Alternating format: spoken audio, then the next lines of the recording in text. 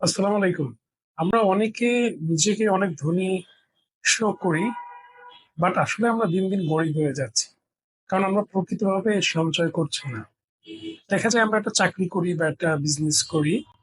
সেই ক্ষেত্রে যেটা হয় আমরা ক্রেডিট কার্ড নেই, আইফোন কিনি, বিভিন্ন দামি রেস্টুরেন্টে খেতে যাই।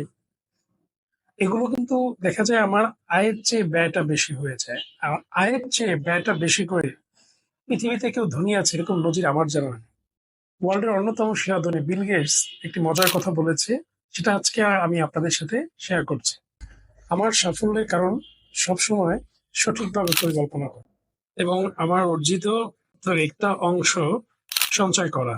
আপনার কাছে যদি কোনো টাকা না থাকে তাহলে আপনি কখনো আর্থিকভাবে সচ্ছল হতে পারবেন না। আপনি সবসময় সমান আয় করেন না।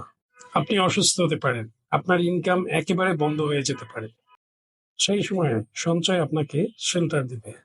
দুঃসময়ে আপনি কেটে উঠতে পারবেন, আর কিছু দিয়ে নয়। সুতরাং সঞ্চয় করার অভ্যাস অর্জন করুন। আপনি যা ইনকাম করবেন তার 30% সঞ্চয় করুন। যদি না পারেন 20%, মিনিমাম 20% করবেন। আপনার ইনকাম যদি 1 লাখ হয় 20,000 টাকা সঞ্চয় করুন। 10,000 টাকা ক্যাশ রাখবেন আর 10,000 টাকা কোথাও বিনিয়োগ করবেন। তাহলে দেখবেন আপনি কখনো ইনশাল্লাহ আটকাবেন না। সবাই ভালো থাকবেন। আসসালামু আলাইকুম।